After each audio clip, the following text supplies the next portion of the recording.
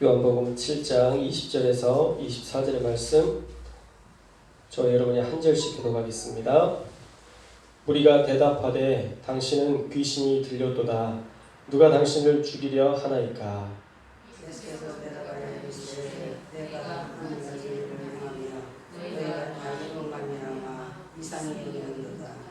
모세가 너희에게 할례를 행했으니 그러나 할례는 모세에게서 난 것이 아니요 조상들에게서 난 것이라.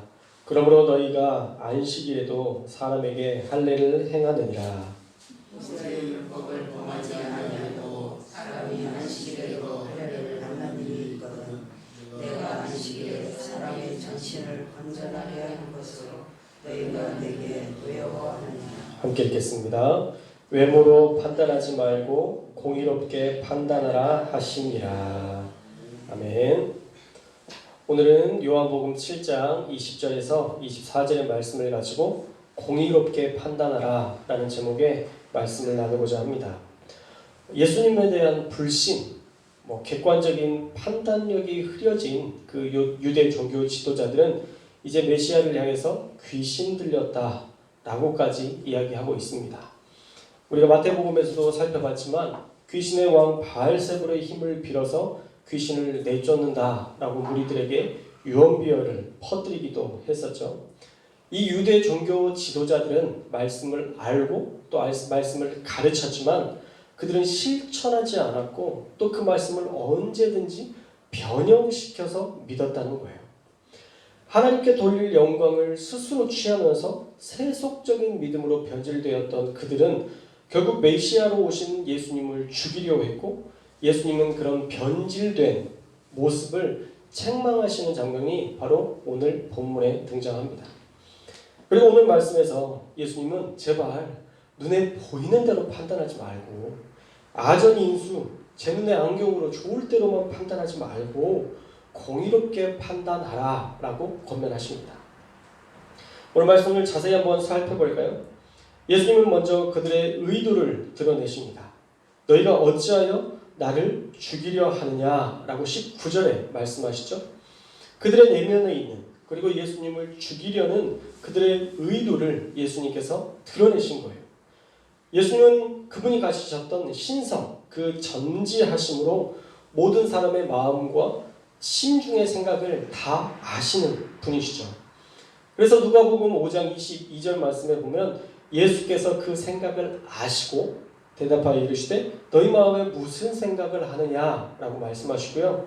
마태복음 9장 4절에서는 예수께서 그 생각을 아시고 이르시되 너희가 어찌하여 마음에 악한 생각을 하느냐라고 책망하십니다. 예수님은 그분 스스로의 속성, 신의 속성을 가지고 있었기 때문에 그 신성을 가지고 그 모든 사람들의 생각을 다 아시는 전지하신, 전능하신 하나님이셨다라는 것이죠. 그렇다면 지금 여러분의 생각도 분명히 우리 예수님은, 우리 하나님은 다 아실 줄 믿습니다. 졸지도 주무시지도 않으시는 우리 주님께서는 지금 우리의 생각도 다 아신다는 거예요. 아휴, 피곤하다. 오늘은 적당히 예배 드리고 가야지. 여러분들이 혹시라도 마음에 품고 있는 그 생각 우리 주님이 다 아세요. 제가 조금 설교가 길면 목사님 빨리 예배 끝나고 시장에서 장 봐야 되는데 왜 이렇게 기셔? 라고 생각하는 그 마음의 중심까지도 다 아신다는 거예요. 우리가 그런 마음으로 하나님을 예배할 때 하나님은 그 예배를 결코 기쁘게 받으실 수 없을 거예요. 그러니 우리는 우리의 마음의 중심을 모든 것을 아시는 우리 주님을 기억하면서 우리가 진실하게 우리가 모든 예배 가운데에서 그 예배 가운데에서 진실하게 하나님을 의지하고 신뢰하고 하나님을 온전하게 예배하는 그런 하나님의 사람이 될 수 있기를 주님의 이름으로 축원합니다. 저는 이번 온라인 예배를 하면서 전 참 좋았어요. 개인적으로. 왜냐하면 예배 드릴 수 있더라고요. 예배를 주관하다가 물론 좀 애매하긴 하죠. 제가 하고 있는 거를 제가 보면서 아멘 하는 게 가끔은 생각해 보면 웃기기도 한데 그렇게 예배 드릴 수 있다는 게 전 참 좋더라고요. 집례가 아니라. 그렇게 하나님 앞에 어떠한 자리에서든 우리가 예배하는 걸 즐겨하고 기뻐하는 그런 모습이 우리에게도 꼭 있어야 된다는 것입니다. 사랑하는 여러분, 우리의 마음의 중심을 아시는 주님을 기억하면서 우리가 예배도 진실하게 드리고 또 우리가 삶의 자리에서도 진실하게 살아야 돼요. 여기서는 막 거룩한 목회자처럼 사는데 바깥만 나가면 이 운전대만 잡으면 난폭해져서 막 그렇게 되면 결국 그것도 하나님께 영광 돌리는 모습이 되지 못하잖아요. 그러니까 우리가 예배 드릴 때에도 진실하고 또 어떤 자리에서도 사람을 속이지 않는 정말 정직하게 우리가 살려고 몸부림치는 그런 사람이 되어야 돼요. 여러분 정직하다가 핍박받는 건 괜찮아요. 여러분 진실하게 살다가 핍박받는 건요 괜찮아요. 왜요? 하늘에 상이 있어요. 하나님이 주시는 상급이 있어요. 하나님이 그 상황을 나중에 완전히 바꾸실 거예요. 그러나 우리가 잘못 살다가 시책망당하면 그것은 하나님으로 말미암는 고난이 아니라 우리의 잘못으로 인한 고난이기 때문에 그 고난에는 상급이 없다는 거죠. 그래서 우리가 어느 순간에든 우리가 인식해야 돼요. 하나님이 보고 계신다. 하나님이 아신다. 꼭 기억하시길 바랍니다. 예수님을 죽이려는 의도를 아셨던 우리 예수님은 유대 종교 지도자들에게 왜 나를 죽이려 드느냐 물으실 때에 이 뜨끔해진 유대 종교 지도자들이 오히려 발끈해요. 20절 말씀을 보세요. 당신은 귀신이 들렸도다. 누가 당신을 죽이려 하나이까? 라고 자기들의 속마음을 들키니까 갑자기 방어 기제를 발동해서 예수님에게 신성모독적인 말까지 지금 서슴없이 하는 거예요. 너희가 나를 죽이려 한다. 아니 뭐지 우리가 그런 적 있냐. 당신 귀신 들렸다. 누가 당신을 죽이려 했냐 라고 따지듯이 물었다라는 것이죠. 예수님이 원체 부드러운 분이고 원체 좋은 분이어서 지금 예수님한테 너무 쉽게 대하는 것 같아요. 옛날에 그런 농담이 있었는데 여러분들 아실지 모르겠어요. 보자 하니까 보자기로 보이나 그런 말이 있어요. 참자 하니까 참새로 보이나 뭐 그런 얘기들이 있었는데 정말 예수님이 너무 그들 향해서 사랑으로 온유함으로 대했더니 지금 막말도 서슴없이 하는 거예요. 구원자로 오셨던 주님에게 귀신 들렸다니요. 더욱이 유대인들이 예수님을 죽이려 했다는 것은요. 어느 정도 무리들도 다 알고 있는 명백한 일이었어요. 왜냐하면 25절 말씀에 한번 보세요. 25절 말씀에 보면 예루살렘 중에서 어떤 사람이 말하되 이는 그들이 죽이고자 하는 그 사람이 아니냐라고 얘기해요.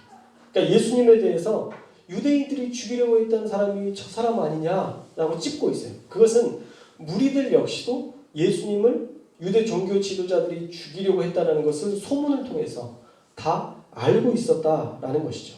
자명한 일이었어요. 그런 상황에서 예수님은 침착하게 그들에게 이야기하십니다. 21절 말씀을 보세요.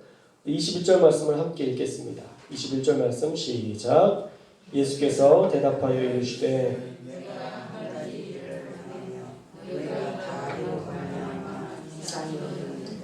아멘. 자, 이 한 가지 일이 뭐냐면 여러분 이렇게 동그라미 해놓고 써놓으셔야 돼요. 38년 된 병자를 고친 사건이에요.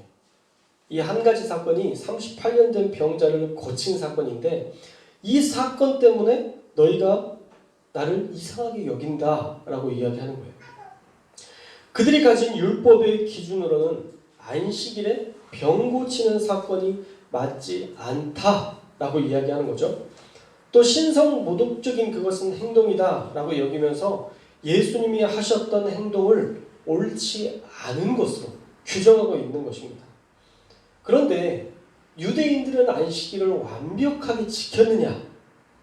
아니라는 거죠. 안식일에 일할 수 있는 규정이 꽤 있었어요.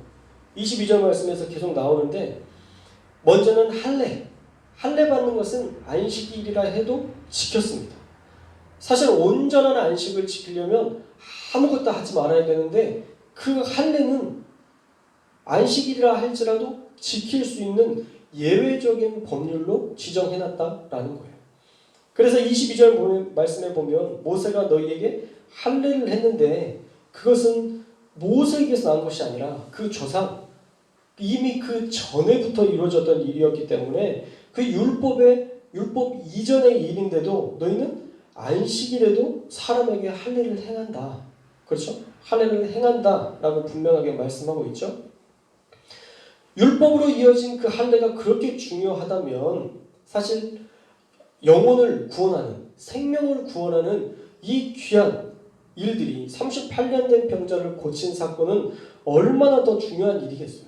그런데도 그들은 예외적인 법률들은 중시하면서 사람의 생명이 살아나는 일에 대해서 그렇게 중요하게 여기지 않은 거예요. 안식일을 어기면서까지 할례는 가능한데 죽어가는 생명을 구하는 것이 무슨 문제가 되느냐? 이것은 율법 안에서도 얼마든지 가능한 일이다. 안식일에 병 고친 사건은 하나님께서도 원하시는 생명을 살리는 귀한 일이다. 진정한 안식이다. 라는 것을 보여주는 말씀인 것이죠. 또 있어요. 할례뿐만 아니라 성전에서 일하는 제사장을 들어서 그들도 일하는데 문제가 되지 않지 않느냐라고 얘기해요. 이 안식일에 이 성전에서 일하는 제사장들 그들도 일하고 있는데 그들도 여전히 똑같이 일하고 있는데 그들은 지금 안식일을 범하는 게 아니겠느냐라고 물어보는 거죠. 마태복음 12장 5절 말씀에 보면 또 안식일에 제사장들이 성전 안에서 안식을 범하여도 죄가 없음을 너희가 율법에서 읽지 못하였느냐라고 말씀하시죠. 제사장들이 안식일에 일하는 것도 죄가 없는 것이다. 너희는 그렇게 죄가 없다고 규정하고 있지 않냐라고 얘기하는 것이죠.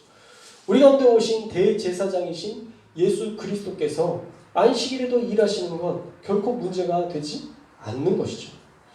그리고 마태복음 12장 11절에서 12절에 보면 자신이 가지고 있는 경제적인 문제가 생겼을 때에는 너희가 얼마든지 어기지 않느냐라고 말씀해요.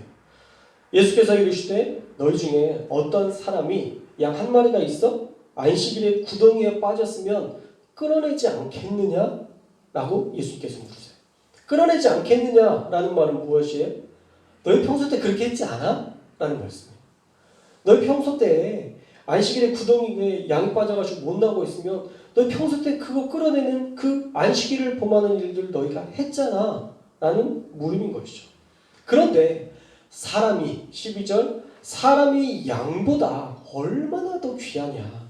그러므로 안식일에 선을 행하는 것이 옳으니라 라고 말씀하시면서 마태복음 12장에서도 양의 구덩이에 빠지면 너희가 안식일이라 해도 종종 구해오는 일들이 있었고 내가 내 양이 내 사랑하는 백성이 죽어가고 힘들어하는 그들을 들어서 살리는 이 일을 하는 것은 당연히 해도 좋은 일이고 해야 될 일임을 지금 말씀하고 있는 거예요. 오늘 말씀 종합해 보면요. 유대인들도 실제 안식일 규례에 대해서 100% 지키지 못했다는 것을 우리가 알 수 있습니다. 그런데 할례는 모세의 율법이 아닌 그 윗조상들의 전통이니 이것은 모세의 율법이라고 할 수도 없는 것이고 또 모세보다 더 이전에 있던 전통인데 그것은 지키려고 애쓰는데 안식일의 진정한 의미는 너희가 모르고 있다. 그 쉼의 의미를 너희가 모르고 있다라고 책망하시는 것이죠.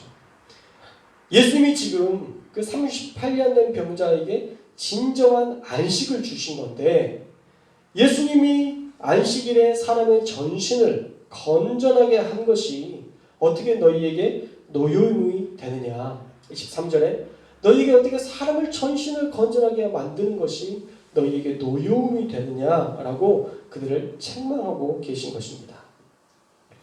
어때요? 맞는 말 아닌가요? 말씀을 들어보니까 모세 이전의 율법 그리고 마태복음 12장 5절에서 안식일에도 일하는 제사장들 그리고 12장 12절에서 유대인들이 양이나 다른 동물들이 위기에 처하면 언제든지 예외로 만들어서 그 양들을 구했던 것처럼 그런 예외법을 만들었으면서도 이 안식일에 사람을 건전하게 완전하게 한 사건이 어떻게 너희에게는 거리낌이 되느냐라는 말씀인 것이죠.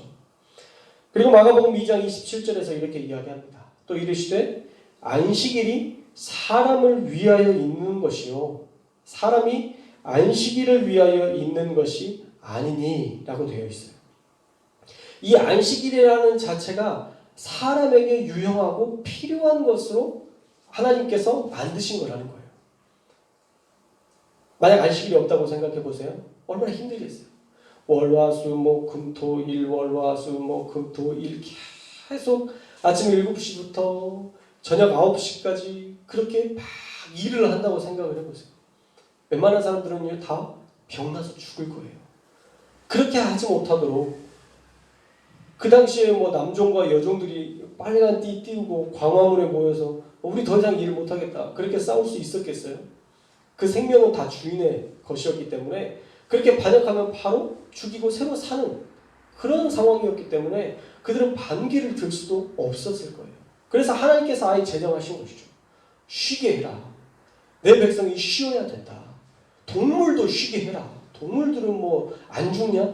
동물들도 쉬게 해라 하면서 내 남종이나 여종이나 모든 사람들이 쉴 수 있도록 만들었던 것이 안식일 규례라는 것이죠. 그러니까 안식일 규례는 사실 약자들을 보호하는 하나님께서 약자들을 보호하는 최고의 사랑의 법률인 거예요. 최고의 사랑의 법률이었기 때문에 그 중심이 뭐냐면 사람을 사랑하는 일이고 사람을 존중하는 일이었다는 거죠. 그런데 지금 이들은 그 일들을 이루지 못하고 있어요.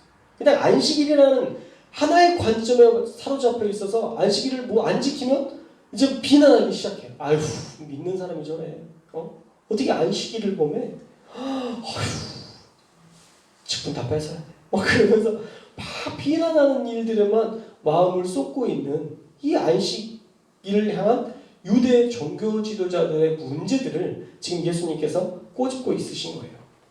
그래서 오늘 말씀 요한복음 7장 23절 말씀과 우리가 이 안식일을 이어보면 안식일이 사람을 위해 있는 것인데 23절 내가 안식일에 사람의 전신을 건전하게 한 것으로 너희가 어떻게 나를 노여워하느냐라고 예수님이 지금 되묻고 계신 거예요.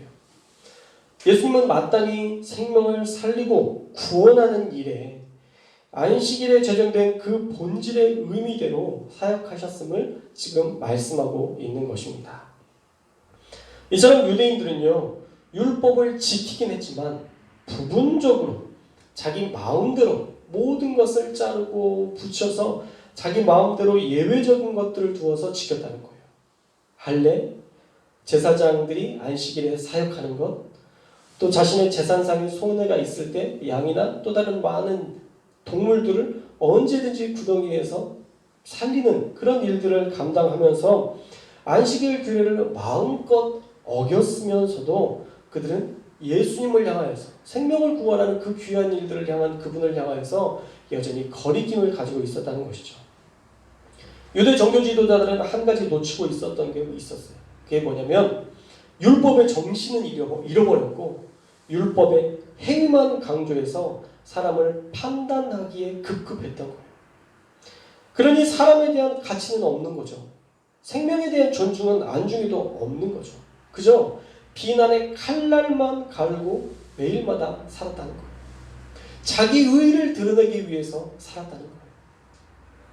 그래서 예수님의 마지막 말씀을 우리가 꼭 기억해야 됩니다. 우리 24절 말씀 함께 읽겠습니다. 24절 말씀 시작.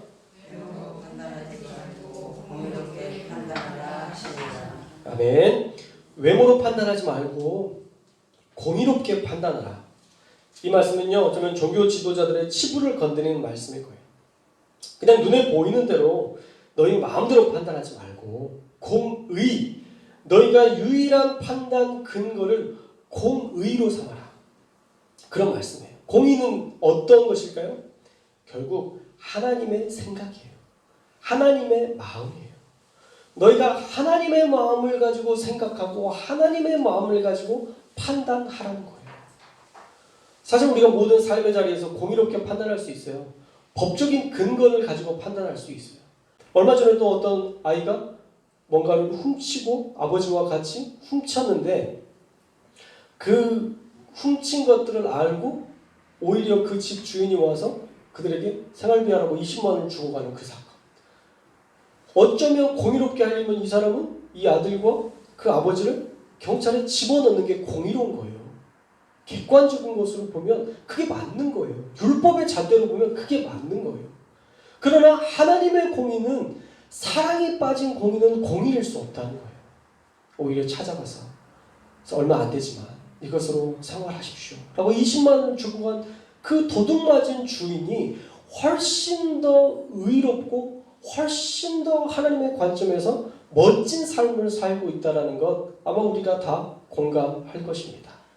우리가 말씀을 가진 이유는 그 말씀을 가지고 사람을 판단하고 재단하고 잘라내고 정죄하고 그렇게 하라는 게 아니라 이 말씀으로 하나 되고 사랑하고 연합하고 화목해서 결국은 하나님의 사랑을 완전케 하라는 이 사명을 우리가 말씀을 통해서 우리에게 주신 것이라는 거예요. 사랑하는 여러분, 말씀이 우리에게 힘과 능력이 되고 말씀이 사람을 살리는 도구가 될 수 있기를 주님의 이름으로 축원합니다. 자, 오늘 말씀을 통해서 우리에게 주시는 하나님의 은혜는 무엇이냐면 우리가 지켜야 할 마음의 중심을 놓치지 말아야 된다는 거예요. 우리가 누구인가를 놓쳐서는 안 돼요. 우리가 누구예요? 우리는 그리스도인이에요. 우리의 이름은요, 한시영이라는 이름도 있지만 더 궁극적인 이름은 성도예요. 성도. 저를 포함해서 우리 모두가 성도예요. 성도가 무슨 말이에요? 거룩한 무리들이에요. 거룩한 무리들. 이 거룩한 무리들이 또 교회예요. 우리가 교회예요. 이 건물이 교회가 아니라 여러분 각자가 교회예요. 교회가 무너졌다는 건 뭐예요? 이 건물이 무너졌다는 거예요? 아니에요. 우리 각자 교회로 세웠는데 우리의 신앙이 무너지고 우리의 믿음이 무너지고 우리가 말씀을 지키려는 몸부림이 무너진 거예요. 이게 진짜 교회가 무너진 가장 최악의 사건인 거예요. 성전이 무너졌을 때보다 더 무서운 것은요, 성전을 지키는 사람들이 타락해 가는 것. 이게 가장 위험하고 무서운 사건이었고 그들이 무너졌을 때 하나님의 심판이 임하게 되었던 거예요. 그러므로 우리가 율법에 매여서 교회의 습관에 얽매여서 우리의 신앙의 중심이 무너져 버려서는 안 됩니다. 교회가 가장 끝까지 지켜야 할 그 마음은 무엇이냐? 그것은 바로 사랑이에요. 교회에 사랑이 없으면 더 이상 교회로서의 역할을 감당할 수가 없어요. 교회에 사랑이 없는데 누가 교회에 와요? 교회에 와서 위로를 받지 못하는데 누가 교회에 오겠어요? 교회에 와서 상처만 받고 가는데 누가 교회를 오겠어요? 그런 교회로서의 역할을 감당할 수 없습니다. 여러분들도 훈련하셔야 돼요. 교회에서만 막 사랑하고 집에서는 책찍을 들고 있으면 안 돼요. 늘 사랑하는 것. 어떤 것을 하더라도 사랑이라는 잣대를 가지고 우리가 세상을 섬기고 교회를 섬기고 하나님을 섬기는 그런 일들을 해야 돼요. 교회에 쓰레기 하나 줍는 것도요, 사랑의 마음을 가지고 하면 그건 하나님이 기뻐 받으시는 거예요. 교회 앞에 놓여있는 그 쓰레기들 지저분하다고 생각해서 빗자루질 한 번이라도 만약에 한다면 그것을 하나님은 기억하시고 그것을 가지고 상급을 주시겠다 약속하세요. 정말 우리 하나님은요, 그 사랑을 보시는 것이지 어떤 위대한 일들, 1억씩 교회에 기부해야 내 사랑, 내 사랑하는 자녀, 내 아들 그렇게 얘기하시지 않으세요. 여러분들이 사랑으로 했던 일들은 다 기억하세요. 사랑으로 하는 일만 남아요.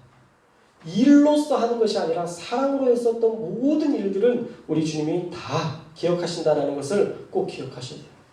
말씀을 그렇게 많이 알았던 유대 종교 지도자들은 예수님이 그들을 사랑하지 않으셨어요. 사실 하나님의 아들 예수님이 이 땅 가운데 오셔서 누군가를 들어 쓰실 때 말씀을 잘 아는 사람들을 들어서 쓰시면 훨씬 편하지 않겠어요? 성경 공부할 게 없잖아요.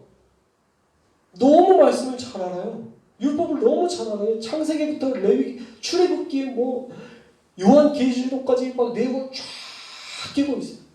창세기가 50장이고 출애굽기가 몇 장이고 출애굽기 20장이고 십계명이고 모든 말씀들을 다 쫙 깨고 있는데 왜 예수님이 그들을 제자로 삼지 않았을까요? 왜 유대 종교 지도자들 바리새인과 사두개인들과 서기관들과 성경을 그렇게 말고 있는 그런 숫자와 같이 성경을 달달 외우고 있는 사람들을 왜 쓰지 않으셨을까요? 그들 안에 사랑이 없었어요. 사랑이 없었기 때문에 예수님은 그들을 사용하실 수 없었던 거예요. 많이 알지만 결국 쓰임받지 못했던 유대 종교 지도자들, 우리는 그렇게 되어서는 안 됩니다. 그래서 우리 안에 늘 사랑을 채워야 되고 예수님의 그 사랑으로 사람을 세우는 일들을 감당해야 되고 하나님의 나라와 영광을 드러내는 그 한 사람 한 사람이 저와 여러분이 되어야 할 줄 믿습니다. 38년 된 병자가 안식일에 고침받았다면, 만약 우리 교회에서 예수님께서 그런 일을 하셨다면 아마 점심상을 차려줬을 거예요. 그렇죠? 우리 윤건정 권사님은 또 빨리 가셔서 또 파리마켓에 대해서 케이크 하나 사와가지고 38 또 숫자 된 초 이렇게 사가지고 너무너무 축하한다고 우리 권사님 그러셨을 거예요. 그죠? 아멘. 그렇게 우리 교회는 했을 텐데 그분이 하필 이스라엘에 태어나셔가지고 그런 축하를 못 받았어요. 참 안타깝습니다. 우리 교회는 율법을 안 지켰다고, 안식일을 어겼다고, 또한 말씀대로 살지 않는다고 비난하는 교회가 아니라 그들이 그렇게 살 수 있도록 도와주는 교회. 이렇게 살아보니까 하나님이 이렇게 역사하시더라 라고 간증을 나누면서 그들이 그것을 사모하게 만드는 교회, 그런 교회가 될 수 있기를 주님의 이름으로 축원합니다. 그래서 여러분 계속 훈련하셔야 돼요. 계속 매번 누군가를 비난하는 마음은 자주 말씀드리지만 잘 보여요. 잘 보여요. 이 중에 한 분이라도 만약 마스크를 안 쓴다고 생각해 보세요. 전에요? 잘 보여요. 잘 보여. 비난할 거예요. 왜 마스크를 안 써? 뭐 이런 생각이, 그 사람들의 단점, 그들이 잘못한 것들을 보는 것 너무 잘 보여요. 그런데 어떻게 해야 돼요? 계속 판단하는 마음들을 바꿔야 돼요. 판단하지 말아야지. 이 중심에 이 판단하는 마음들, 정죄하는 마음이 들면 계속 버려야 돼요. 왜 김 집사는 그렇게 살아? 그런 마음이 들 때 하나님 주신 마음 아니야. 그 사람이 하나님 앞에 진실하게 살 수 있도록 내가 중보기도 해줘야지. 그러면서 하나님, 우리 김 집사님 옳은 길로 살아갈 수 있도록 책임져 주세요. 하나님 붙잡아 주세요. 마침내는 우리 교회의 귀한 일꾼이 될 줄로 믿습니다. 그렇게 믿어주면서 기도해주면서 가면 그 사람이 어느새 변해 있어요. 되게 재밌어요. 이것처럼 재밌는 일이 없어요. 신앙생활 하다 보면요, 제가 목회하면서 제일 재밌는 게 정말 이상한 막 마음에 상처가 있고 정말 가시가 있는 사람들이 조금씩 변화되는 것을 보는 것처럼 즐거운 일이 없어요. 도저히 변화되지 않을 것 같은 사람들을 만나서 계속 케어하는데 그 사람이 하나님을 향해서 나오고 기도하기 시작하고 방언이 터지고 이런 모습을 보는 것처럼 큰 기쁨이 없어요. 저와 여러분이 그런 기쁨을 맛볼 수 있기를 주님의 이름으로 축원합니다. 채찍으로는 변화되지 않아요. 꼭 기억하십시오. 채찍으로 공부하는 애들이 없어요. 너 왜 이렇게 공부를 안 해? 찰싹 때리면 이 찰싹 때리는 이 상처만 남아요. 다 맞고 그래. 난 맞는다고 해도 공부를 못하는 놈이야. 채찍만 남는다는 거야. 그 아픔만 남아요. 근데요, 사랑으로 이렇게 돌보고 할 수 있어. 괜찮아. 공부 못한 애들이 더 잘 살더라. 그러면서 막 다독이는 사람들은요, 나중에 뭘 해도 해요. 정말 그렇더라고요. 믿어주는 사람은 뭘 해도 해요. 꼭 그렇게 되더라고요.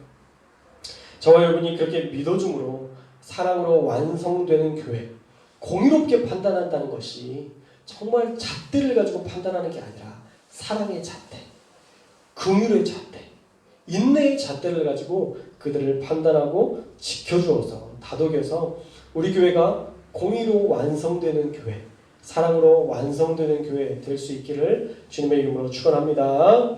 기도하겠습니다. 사랑의 하나님 감사합니다. 오늘도 말씀을 듣게 하시니 감사합니다. 그렇게 말씀을 많이 알았던 유대 종교 지도자들, 그들 중에 한 사람도 제자들이 나올 수 없었고 그들을 통해서 세상의 변화를 꿈꿀 수도 없었습니다. 왜냐하면 그들은 말씀을 가지고 판단하는 일에 급급했고 정죄하는 일에 급급했기 때문입니다. 지금 이 땅의 교회가 그렇지 않습니까?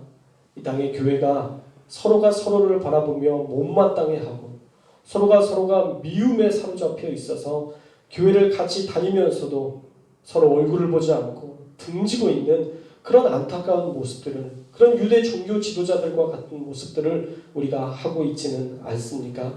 주님, 우리가 공의롭게 판단할 수 있는 자 되게 하여 주옵소서. 율법의 잣대가 아니라 사랑의 잣대로, 긍휼의 잣대로, 인내의 잣대로 우리 성도들을 그 눈으로 바라볼 수 있는 귀한 마음을 더하여 주시어서 마침내는 우리 교회가 사랑으로 완성되는 교회, 사랑으로 모든 아픔을 위로하는 교회, 사랑으로 모든 것들을 인내하는 교회 되어질 수 있도록 하나님 역사하여 주옵소서.